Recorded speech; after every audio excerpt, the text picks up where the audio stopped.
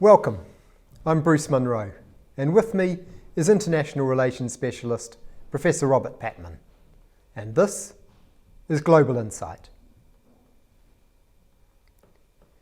New Zealand is poised to further loosen COVID lockdown restrictions on its citizens. The real impact on the economy, however, is yet to be found. Welcome, Robert. Morning, Bruce. New Zealand's in a difficult situation. We've worked hard to minimise the health impacts of COVID-19, but now we find ourselves in the position of being a trading nation without herd immunity in a world without a vaccine. What are our options? Well, there's one option which has been spoken about a great deal, which is sort of, I suppose, becoming disconnected in an interconnected world. And that involves, an emphasis on nationalism, self-sufficiency and protectionism. But that option, I think, is unrealistic for New Zealand for several reasons. Firstly, the performance of countries, as we've seen during the COVID-19 crisis, has been uneven.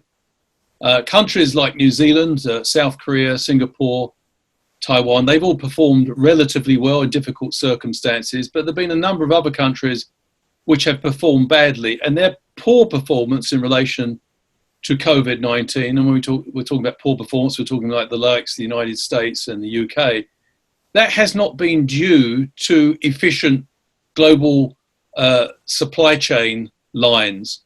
That's been due to the fact that the countries in question haven't got the necessary protective, the PPEs they called it, protective equipment in place to deal with a global pandemic. So it's not the sort of failure of globalization that some countries haven't equipped themselves sufficiently to face this global pandemic.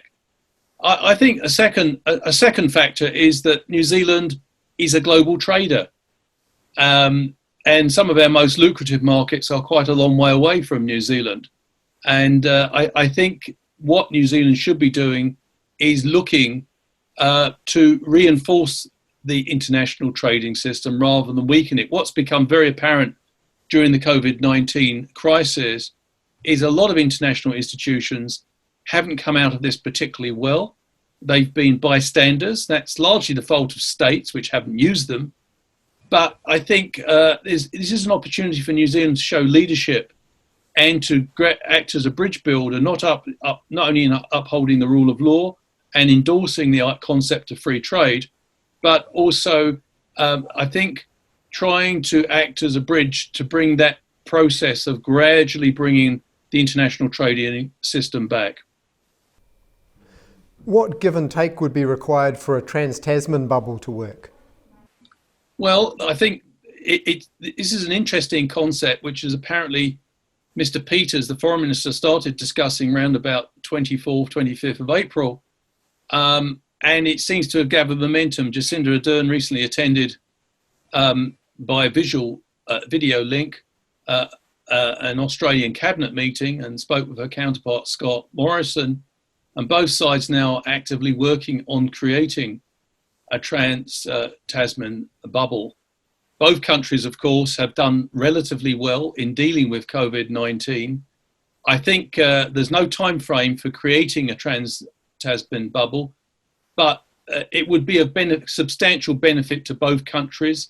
If you look at 55% of tourists in this country are from Australia, and places like Queenstown regularly have large numbers of Australians skiing in the region.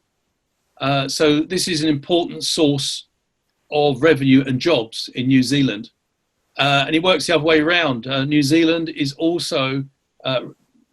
a large community in Australia, and large numbers of Kiwis visit Australia.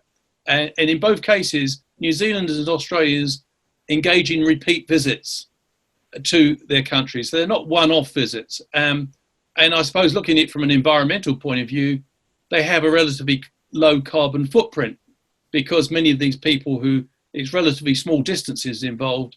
And so that's beneficial as well. So yeah, I think obviously there's no time frame. Health precautions have to be put in place. Both countries have to be satisfied they've got COVID-19 firmly under control.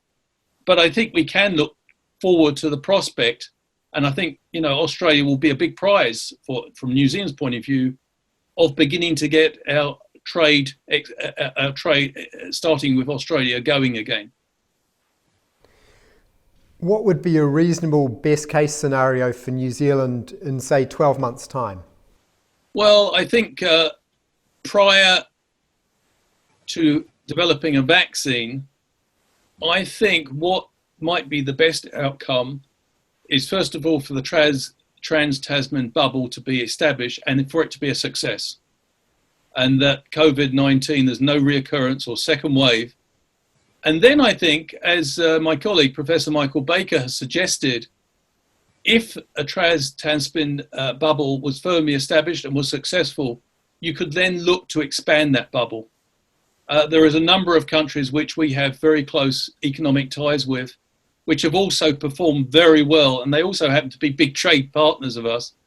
Countries like Singapore, Taiwan, Hong Kong, and South Korea, as well as China, could, the Trans-Tasman bubble could be extended perhaps within, say, 12 months, 18 months, to include those countries. So it would become, the Trans-Tasman bubble would become sort of almost an Asia-Pacific bubble with states which have got COVID-19 firmly under control and with, I would say, a strict regime of health protocols being observed.